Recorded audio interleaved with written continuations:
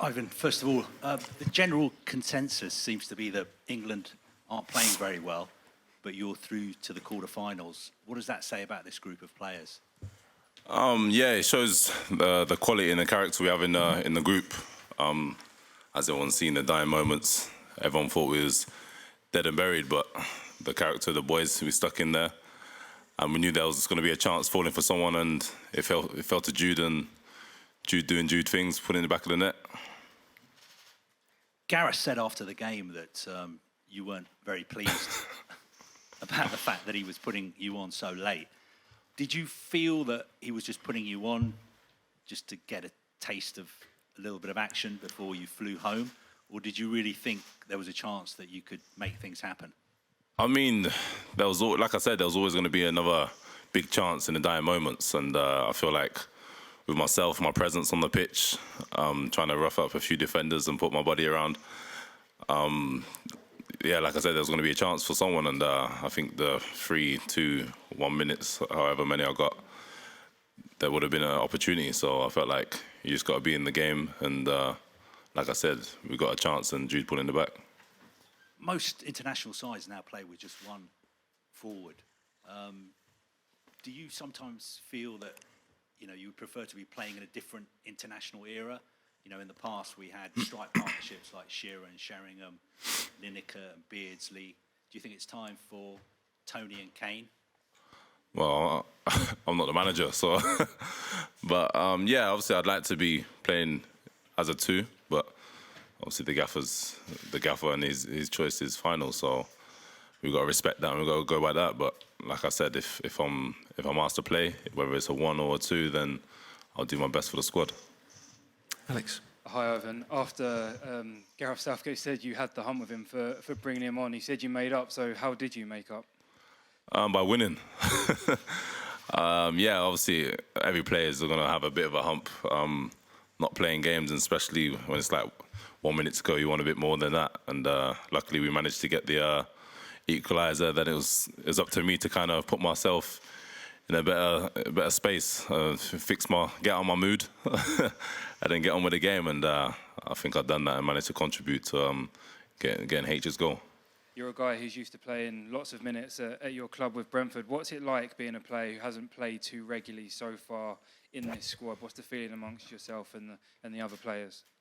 Yeah, it's always going to be tough. It's going to be tough for all of us because, like you said, most of us play week in, week out for our club, so it's always tough. But I mean, from the beginning of my career, I've gone down this route a few times as well, being a sub and waiting and being patient on coming on. So I guess I've got to do that again now, and hopefully when I get my opportunity, I can take it. Just what's the support been like from Gareth? He spoke really well when you were banned and couldn't play about the support that he was going to give you, and I believe he gave you a call. How has he been for you in your career? Yeah, it's been great. I mean, what goes on, things happen in life. You just got to get on with it, move forward, and yeah, the kind of person I am, I don't want people feeling sorry for me and too much putting their arm around me and saying things will be okay and this and that. I mean, I'm a grown man now. I take things on the chin and just move forward with it. So I'm here now, helping my country, and that's all I can look forward to. Hi, Ivan. You say, so rather modestly, that the ball fell to Jude, but I mean, you took the markers away, you pinned their 6. How much of that was something that you worked on, the set play, obviously from Kyle's throw and then the flick on? How much of that is just your own instinct?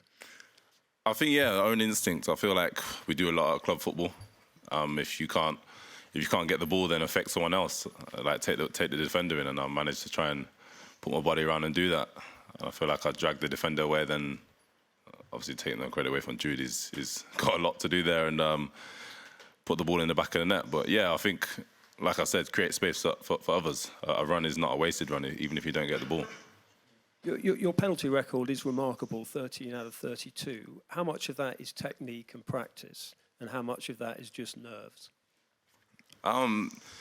Yeah, personally, a lot on me. I like to practice all the time and try and just keep hitting the back of the net with penalties. So that's what I try and do in training, and yeah, just stay on top of it, really. Hi, Ivan. Nice to see you again. Okay. When we spoke after the game the other day, you you were very humble about your part in both of those goals. When you stepped on, I know you were in a mood with Gareth when you first get on. How did you get out of that immediately? Well, at club, there's a guy called Michael Caulfield. He's always talking about controlling your emotions. And I feel like in that moment, it was time to control your emotions. Yes, I'm annoyed, but there's still 30 minutes of football to play.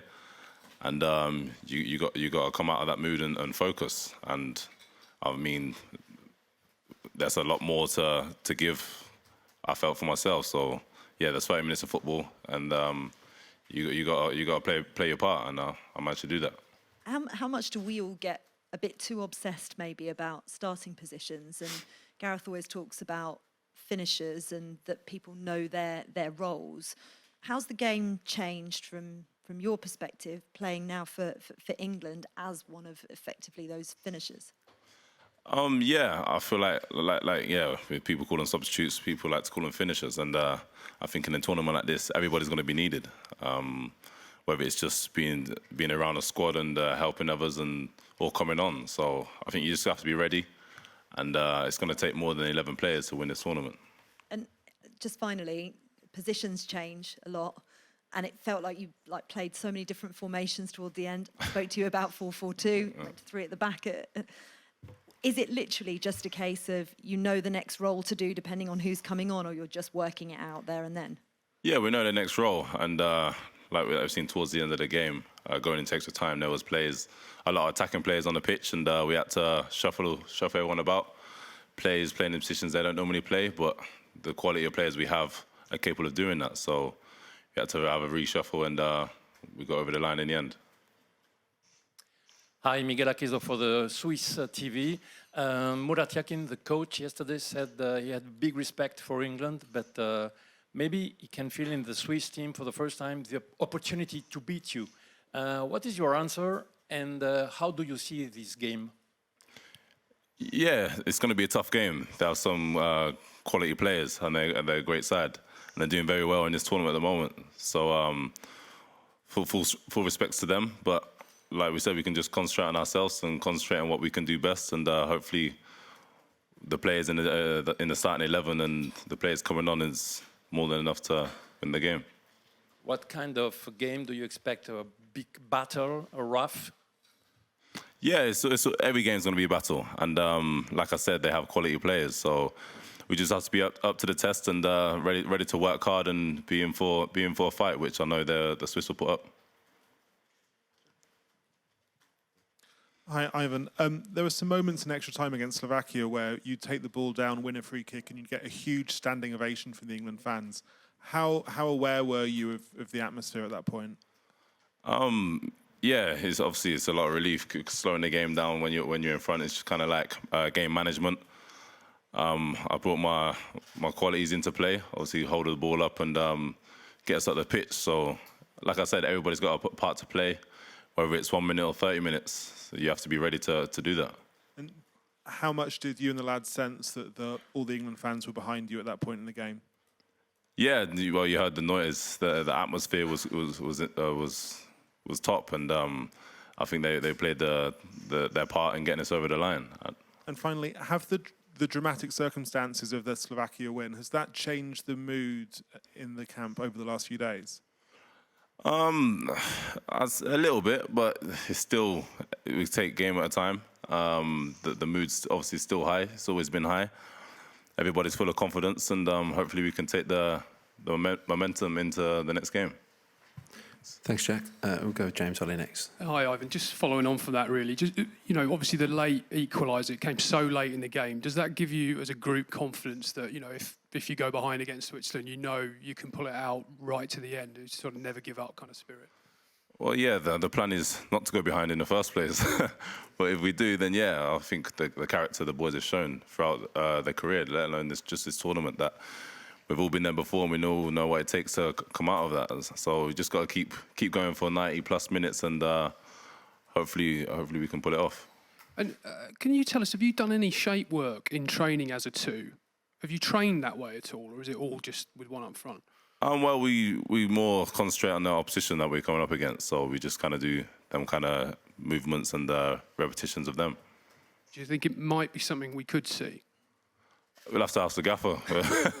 I'm not the manager here, so. And just finally for me, it's a difficult topic, this one, but the 3 England players who missed penalties in the last Euros final were racially abused, and that is something that you've had to deal with in Brentford. Would it put you off taking a penalty if the time came? I'm a confident person. If I score, I score. If I miss, I miss. I mean, we have to step up, and you have to have the courage to take a penalty. So what would be. But yeah, for those that racially abuse a player for missing a penalty or doing something wrong, then more fool them. Where do you find that confidence to be able to shut that out? I think it's within the people around you, and I think the manager puts the trust into you. So it's kind of everyone around you, really. Thank you. Thanks, James. We'll start walking towards the back there, and then to the... Hi, Evan. I know your game time has been limited, but do you feel like as a player you've grown just by being around the camp at a major tournament like this?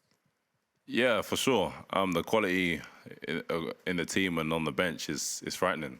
And yeah, this standard of football is where I do see myself. So it's improved me as a player and as a person also.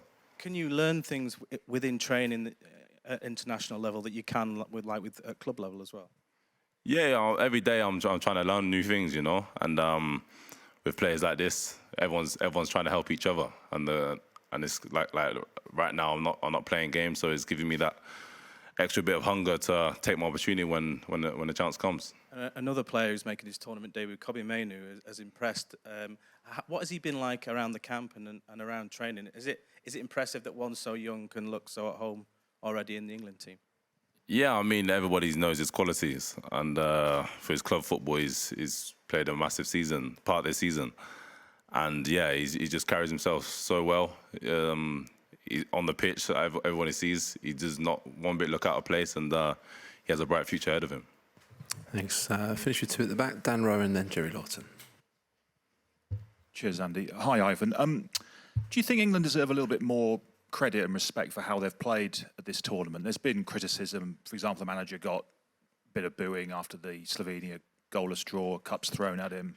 And yet here you are, you're 2 wins away from a first ever final in a major tournament overseas. So do you think they've been a bit harshly treated? Because I guess there's a sort of expectation that surrounds this team now. Is that the issue? Yeah, that's always going to be expectation. And there's a lot of people that's always going to have their opinion, and they're entitled to it. But I mean, if we win 2-0, people will say we should have won 3-0, 4-0, and that's always the case. But like you said, we're 2 games away from a major final, and yeah, we just got to do what we can do, and hopefully it'll be enough. And when you've come so close as you were to being knocked out and going home, and have had this reprieve, I mean, this incredible comeback, does it give you even more determination and resolve to take advantage of what those circumstances and see it through now? Yeah, for sure. I think that was kind of like an eye-opening that you could be going home any minute, and the relief after in the dressing room was kind of like, right now, boys, it's time to kick on. And I think we got the character and the quality of players in the dressing room to do so. So hopefully we can do that now. Where did that rank in your career in terms of the sheer emotion, the excitement, the relief that you encountered in those few minutes, which obviously you played a key role in, but afterwards as well? I mean, just describe what it was like. Yeah, it's probably one of the best feelings in my career. Obviously, it's my first major tournament. In the dying seconds of being heading home, and Jude does that, then playing the part into H pointing back in the net, it's got to be up there. Thank you. Thanks, Dan. And finish with Jerry Lawton. Hi, Ivan. Jerry from the Star. Good luck. Just wondering, did you ever, at any point in the 95th minute, lose belief and actually think about packing your toothbrush and we're on our way home? No, not at all, really. Because, like I said, in the dying moments in a lot of football games, there's always going to be one big chance. We seen in the game yesterday, the Turkey game. One of the players had a header in the dying moments, and the keeper was pulled off a magnificent save. So it's just that belief. If you have that belief in going into the final moments, then a chance will fall to someone, and you just have to be ready to take it. I was just wondering, you come from grassroots football, you've grown all the way up. Who were your inspirations for England when you were watching big tournament football? And did you ever actually imagine that you would be sitting here on the eve of a quarter-final in such a significant game? Growing up, obviously I used to watch. You see all the England players. Not just, there's no individuals, just the whole team. At tournaments, friendlies, you see it on the TV and think, one day I want to be there, and I'm here now. So it's a big feeling, and yeah, I'm just excited to play a part, and whether it be, like I said, 1 minute or 90 minutes, I'm just ready to be involved. Just to finally, have you got a message for the fans? The atmosphere in the stadium was incredible. There was almost a pause when the equalising goal went in disbelief, and then it went crazy. Germany has gone crazy since. How important is that support for you guys to know that everybody in the nation is 100% behind you? Yeah, it's very important. I think, like I said, in football, you need that 12th man, and the fans are that. So when they're behind us, cheering us on, clapping and creating the atmosphere, it does push the players forward. And I'm sure they'll be doing that with the next game and the games going forward. And we love the videos when everyone's up back home, beers going everywhere, and the excitement. So hopefully that can continue.